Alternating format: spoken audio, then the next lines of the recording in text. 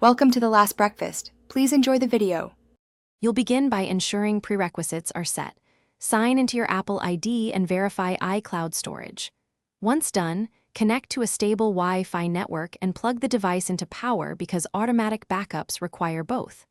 Now open Settings, tap your name, choose iCloud, then iCloud Backup and toggle it on. This initiates scheduled backups.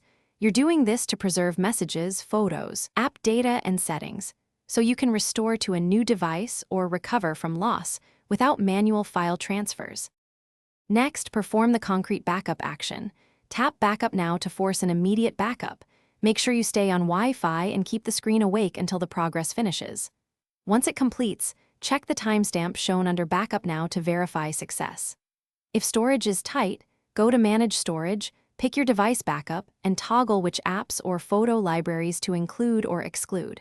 This reduces backup size and cost. These steps ensure the backup contains the data you expect and fits your plan.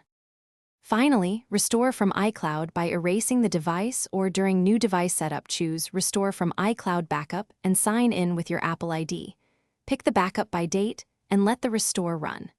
If a backup fails or stalls, make room in iCloud, reconnect to a stronger Wi-Fi network and try again, or sign out and back into your Apple ID to refresh settings.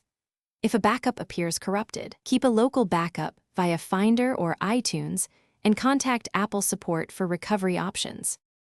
Thanks for watching. If this was helpful, leave a like and consider subscribing. See you next time.